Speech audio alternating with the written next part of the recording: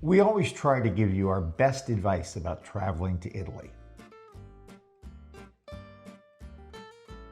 And most of the time we get it pretty close to right. At least according to our Italian viewers. But sometimes we oversimplify or really just get it wrong. And that's where you come in. Expats and super attentive travelers have joined in with the Italians, all helping us by offering corrections and adding some nuance. So today we're owning up to the moments where we missed the mark. And sharing what our viewers have revealed to us. Andiamo!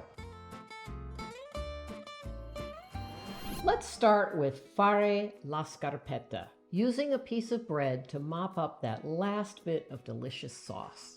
We've said more than once that this is a perfectly acceptable thing to do. But our Italian viewers had some opinions on that subject. Some said, absolutely not, that is not ever okay from an etiquette standpoint. Others said, it's perfectly fine, it shows a compliment to the cook. Over time, a pattern emerged. It seems it's perfectly fine at home, in a small trattoria with friends. It really is a compliment to the cook. Right. But not so much acceptable in a fancier environment, like a business dinner or a wedding or something where a little more elegance is called for. So if you're a visitor, just look around. If the people at the table next to you are doing it, go ahead. Otherwise, just sort of remember the flavor of the sauce rather than soaking it all up in your bread. We've said that it's not polite to use a spoon to twirl your pasta, and we've said this is sort of a universal Italian rule. But then the people from southern Italy chimed in and said, hey, wait a minute. It's perfectly normal where we come from. We were taught to do that as kids. So here's the more accurate version. In most of Italy, or in formal occasions, the thing to do is just twirl the pasta on your fork. But there are regional and family differences, especially in the South, where it can be perfectly acceptable to use a spoon to twirl your spaghetti. So we weren't totally wrong. We just oversimplified. And this is a good example of the kinds of things that are different in Italy by region, and that's one of the things that makes it so interesting. Next up was the subject of pineapple on pizza. In one of our dining videos, we implied that pineapple on pizza was an American invention.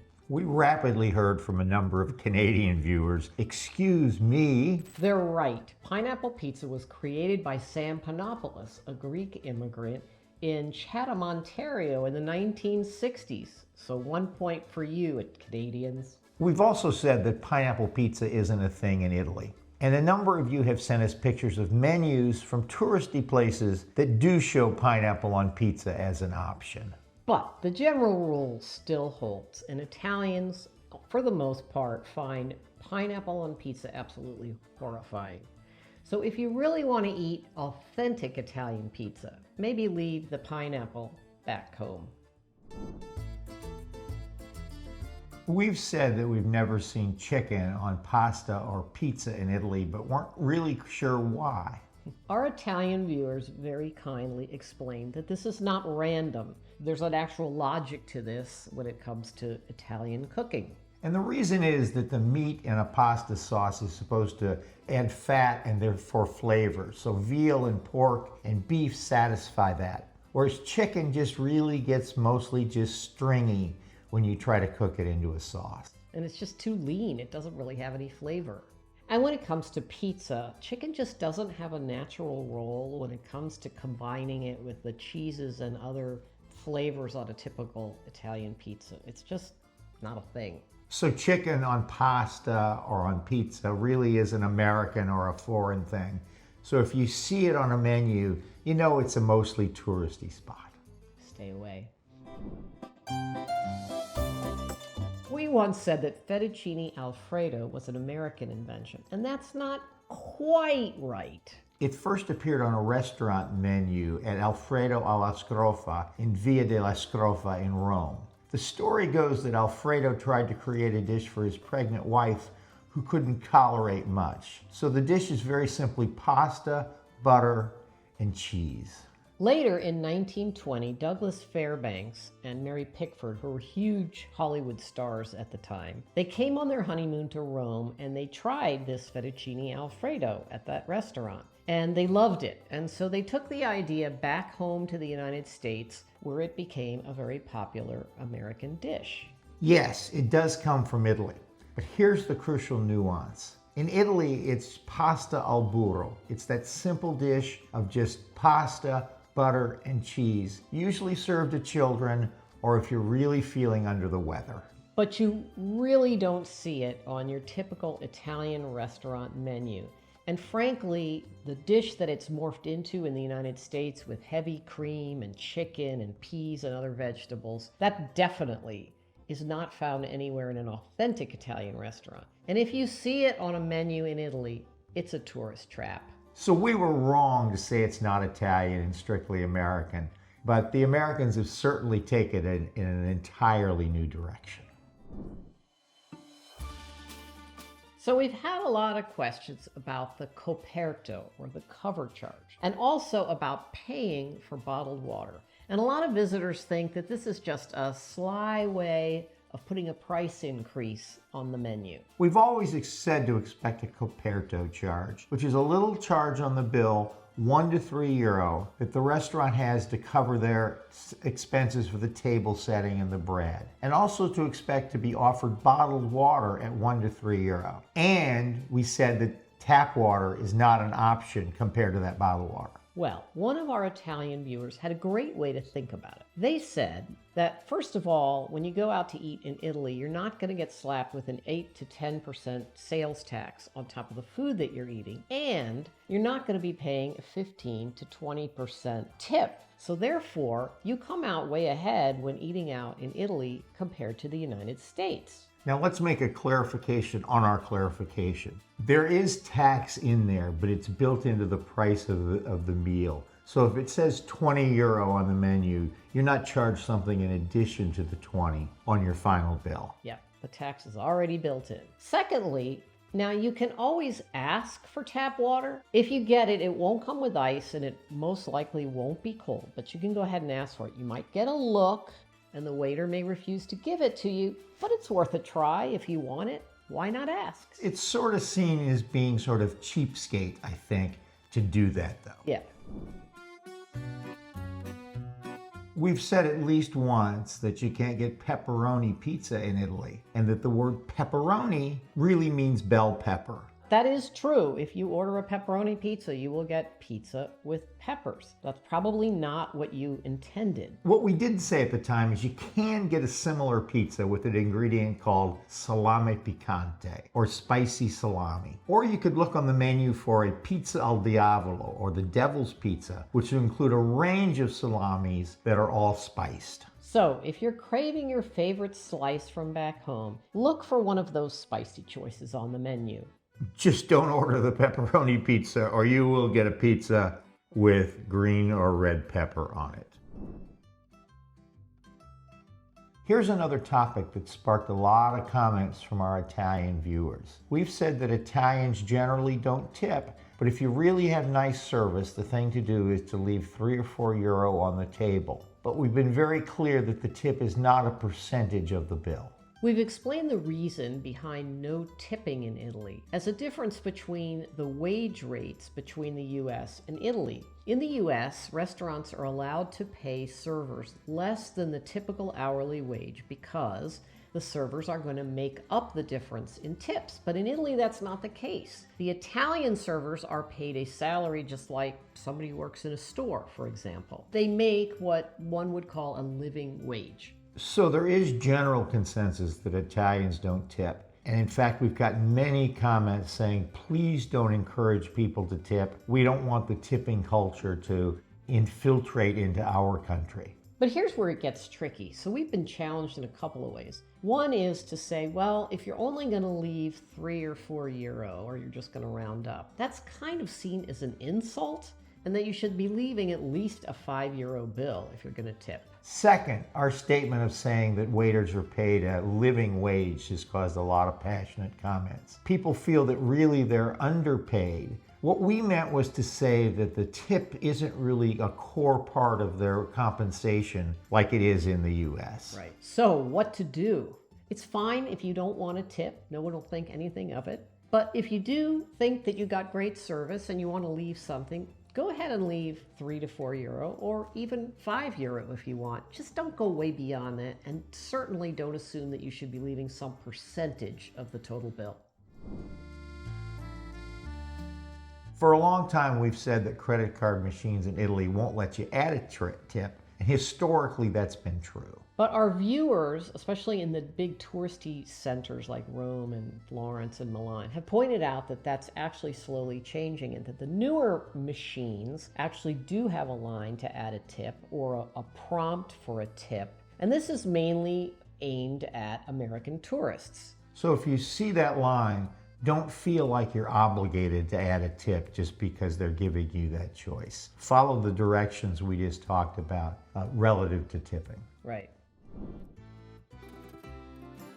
So in one of our videos, we pointed out that while credit cards are widely accepted, there are some places where you must pay cash. Some vendors or merchants that only want to accept cash. And our Italian viewers have pointed out to us that actually, in fact, there is a law that states that all vendors and merchants must accept credit cards. And if they don't, they'll get into some kind of trouble, they'll get a fine or whatever. But on the ground, you'll still find places that say cash only or have a broken credit card machine. You could certainly raise a stink about this and call the police, but the thing to do is just pay them in cash with a smile and go on with the rest of your day. And a big practical tip that many of our viewers echoed is don't rely only on American Express cards as your primary credit card. You can bring one, but keep in mind that MasterCard and Visa are more widely accepted, and there are places that will not accept American Express.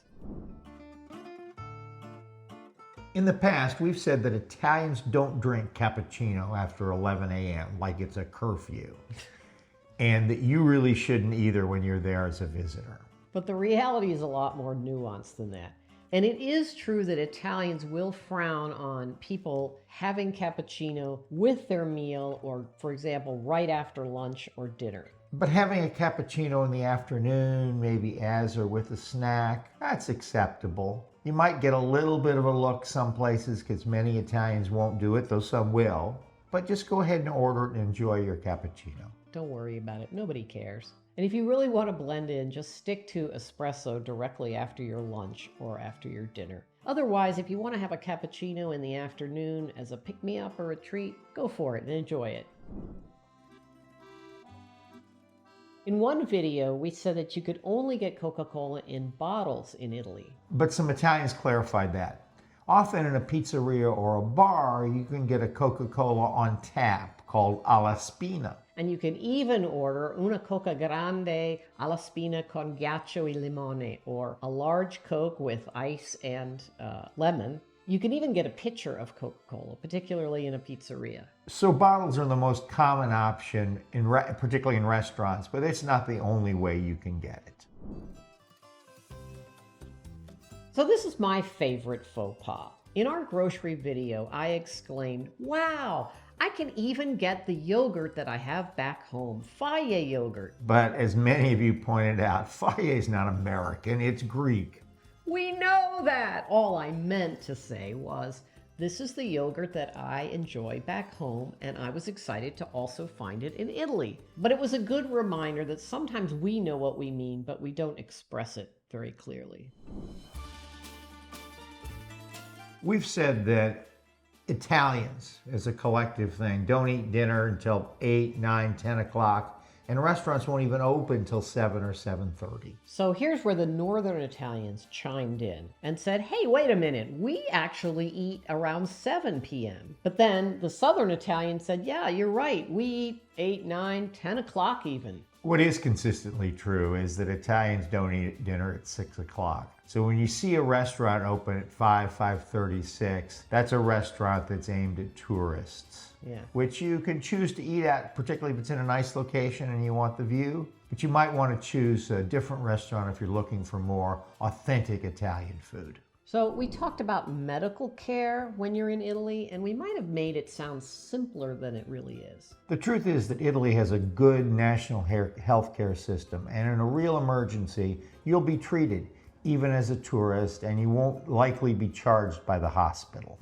But several of our viewers pointed out that there may be some related expenses that are not covered under the national plan and that you may have to pay out of pocket for. For example, possibly transport in an ambulance or some other related services. So it's not guaranteed that everything is free about a hospital visit or what have you.